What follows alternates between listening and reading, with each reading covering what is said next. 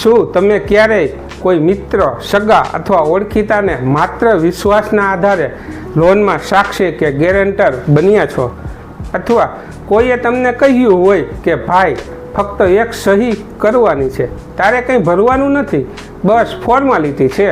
જો તમે પણ આવી વાત સાંભળી હોય તો આ વિડીયો તમારા માટે ખૂબ જ મહત્ત્વનો છે, કારણ કે આજે આપણે એક એવી હકીકત વિશે વાત કરવાના છીએ જેના કારણે હજારો લોકો પોતાના લીધા વગરના દેવામાં ફસાઈ જાય છે. ઘણા લોકો વિચારે છે કે ગેરેન્ટર એટલે માત્ર સાક્ષી અને સાક્ષી એટલે માત્ર હાજરી, પરંતુ કાયદાની નજરે આ બંનેમાં જમીન અને આસમાનનો ફરક છે.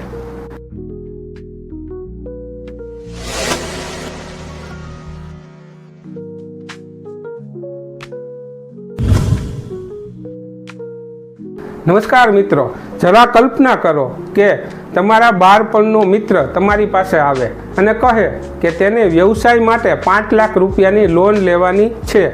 બેંક ગેરેન્ટર માગે છે અને તે તમને કહે છે કે મારી આવક સારી છે, હું સમયસર હપ્તા ભરી દઈશ, તારે તો ફક્ત સહી કરવાની છે. તમે મિત્રતામાં વિશ્વાસ રાખીને સહી કરી દો છો.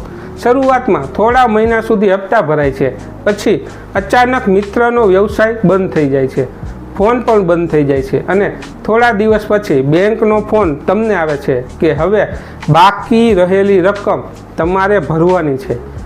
એ સમયે તમને સમજાય કે તમે માત્ર મિત્ર માટે સહી નહોતી કરી, પરંતુ કાયદેસર રીતે તમે પણ તે લોનની જવાબદારીમાં જોડાઈ ગયા હતા. સૌથી પહેલાં સમજીએ કે સાક્ષી એટલે શું.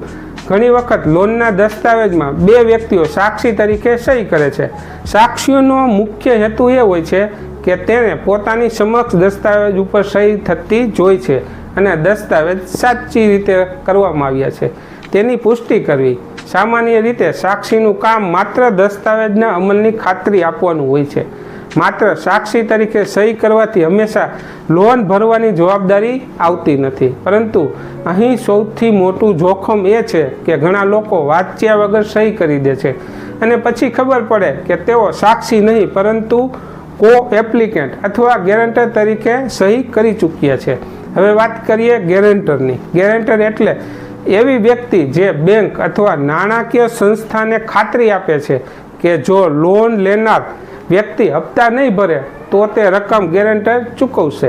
ભારતીય કરાર અધિનિયમ 1872ની કલમ 126 મુજબ ગેરેન્ટરનો કરાર એક કાયદેસર કરાર છે. તેમાં 3 પક્ષ હોય છે. મુખ્ય પક્ષ, પ્રથમ મુખ્ય દેવાદાર એટલે કે લોન લેનાર વ્યક્તિ, બીજો લેણદાર એટલે કે બેંક અથવા નાણાકીય સંસ્થા, અને ત્રીજો ગેરેન્ટર એટલે કે જે વ્યક્તિ જવાબદારી લે છે. ઘણા લોકોને લાગે છે કે બેંક પહેલાં લોન લેનાર વ્યક્તિ સામે કાર્યવાહી કરશે અને પછી જ ગેરેન્ટર પાસે આવશે, પરંતુ હકીકત ઘણી વખત અલગ હોય છે.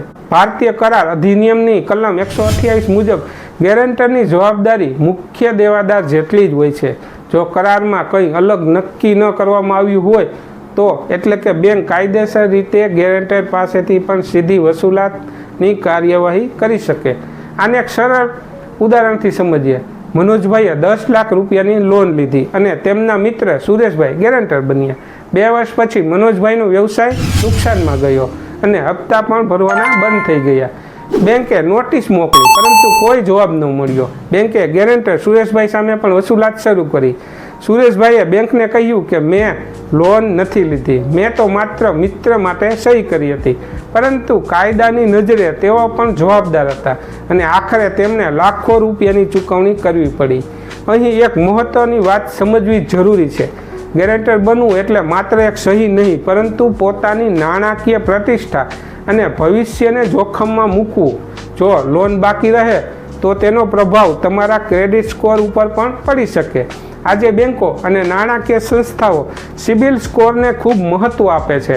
જો તમે ગેરેન્ટર તરીકે જોડાયેલા હો અને લોન ડિફોલ્ટ થાય તો ભવિષ્યમાં તમને પોતાને લોન મેળવવામાં પણ મુશ્કેલી પડી શકે છે. હવે ઘણા લોકોને પ્રશ્ન થાય કે શું ગેરેન્ટર વચ્ચેમાં પોતાનું નામ દૂર કરાવી શકે? સામાન્ય રીતે જવાબ છે કે બેંકની મંજૂરી વગર ગેરેન્ટર પોતે એકતરફી રીતે બહાર આવી શકતો નથી. જો લોન લેનાર વ્યક્તિ બીજા ગેરંટીની વ્યવસ્થા કરે અથવા બેંક મંજૂરી આપે તો જ ફેરફાર શક્ય બને. એટલે ગેરેન્ટર બનતા પહેલાં એક વખત વિચારવું જોઈએ. હવે એક ભાવાત્મક પરંતુ કાલ્પનિક ઘટના સમજીએ. એક નિવૃત્ત શિક્ષક હતા. તેમના ભત્રીજાએ વ્યવસાય માટે લોન લેવાની જરૂર પડી અને કહ્યું કે કાકા, તમારા સિવાય મારું કોઈ નથી. કાકાએ લાગણીમાં આવીને ગેરેન્ટર તરીકે સહી કરી દીધી. થોડા વર્ષો પછી વ્યવસાય પણ બંધ થઈ ગયો અને બેંકે ગેરેન્ટર સામે કાર્યવાહી શરૂ કરી. આખરે શિક્ષકને પોતાની જીવનભરની બચતમાંથી રકમ ચૂકવવી પડી. સંબંધો પણ તૂટ્યા અને આર્થિક નુકસાન પણ થયું. આ ઘટના આપને શીખવે છે કે લાગણી અને કાયદો બંને અલગ બાબત છે. જો કોઈ તમને ગેરેન્ટર બનવા કહે તો કઈ બાબતનું ધ્યાન રાખવું જોઈએ? સૌથી પહેલાં લોનની રકમ કેટલી છે તે જાણો. બીજું, લોન લેનાર વ્યક્તિની આવક અને ચૂકવણી કરવાની ક્ષમતા વિશે ખાતરી કરો. ત્રીજું, આખો કરાર વાંચ્યા વગર ક્યારેય સહી ન કરો. અને ચોથું, તમે ખરેખર સાક્ષી તરીકે સહી કરો છો કે ગેરેન્ટર તરીકે તે સ્પષ્ટ રીતે તપાસો. અને પાંચમું, દરેક પાનાની નકલ પોતાની પાસે રાખો. છઠ્ઠું, બેંક અધિકારી પાસે સ્પષ્ટ પૂછો કે તમારી જવાબદારી શું રહેશે. ઘણા લોકો કહે છે કે અમે તો અંગ્રેજી વાંચી શકતા નથી એટલે બેંક જે કહે તે પ્રમાણે સહી કરી દઈએ છીએ. પરંતુ કાયદામાં અજ્ઞાનતા તે બચાવ નથી. સહી કરતા પહેલાં દસ્તાવેજોનું ભાષાંતરણ કરાવી લો. પરિવારના સભ્યો અથવા નજીક આવેલ વકીલની સલાહ લો અને પછી જ નિર્ણય લો. અને એક બીજો પ્રશ્ન મનમાં આવે કે શું પતિ પત્નીની લોનમાં ગેરેન્ટર બની શકે? હા, બની શકે. શું ભાઈ ભાઈનો ગેરેન્ટર બની શકે? હા, બની શકે. શું મિત્રનો ગેરેન્ટર બની શકે? તો જવાબ છે હા, બની શકે. પરંતુ સંબંધો ગમે તે હોય, કાયદાકીય જવાબદારી સમાન રહેશે. કેટલીક બેંકો કોએપ્લિકન્ટ અને ગેરેન્ટર બંને માગે છે. કોએપ્લિકન્ટ એટલે લોનમાં સહ-અરજદાર જે લોનનો સીધો ભાગીદાર હોય છે, જ્યારે ગેરેન્ટર બેકઅપ જવાબદારી સ્વીકારે છે. તેથી દસ્તાવેજમાં તમારો દરજ્જો શું છે તે સમજવું ખૂબ જરૂરી છે. જો તમે પહેલેથી જ ગેરેન્ટર બની ગયા હોય તો સમયાંતરે લોનનું સ્ટેટમેન્ટ તપાસતા રહો. શક્ય હોય તો લોનના હપ્તા સમયસર ભરાઈ રહ્યા છે કે નહીં તેની માહિતી મેળવો. કારણ કે સમસ્યા મોટી બને તે પહેલાં જાણ થઈ જાય તો ઘણી નુકસાનીથી બચી શકાય. આ વિડીયોના અંતે માત્ર એક વાત યાદ રાખજો. સાક્ષી તરીકે સહી કરવી અને ગેરેન્ટર તરીકે સહી કરવી બંને અલગ બાબતો છે. સાક્ષી દસ્તાવેજોની પુષ્ટિ કરે છે, જ્યારે ગેરેન્ટર નાણાકીય જવાબદારી સ્વીકારે છે. કોઈ પણ કાગળ ઉપર સહી કરતા પહેલાં 1 મિનિટ રોકાઈને વાંચો, સમજો અને જરૂર પડે તો કાયદાકીય સલાહ લો. કારણ કે ઘણી વખત માત્ર એક સહી તમારી વર્ષોની કમાણી અને સંબંધોને જોખમમાં મૂકી શકે છે. જો તમને આ માહિતી ઉપયોગી લાગી હોય તો વિડીયોને જરૂર શેર કરજો, જેથી કોઈ વ્યક્તિ માત્ર વિશ્વાસમાં આવીને પોતાના લીધા વગરના દેવામાં ફસાય નહીં. યાદ રાખો, કાયદાની દુનિયામાં સહી કરતા પહેલાં સમજવું સૌથી મોટી સુરક્ષા છે.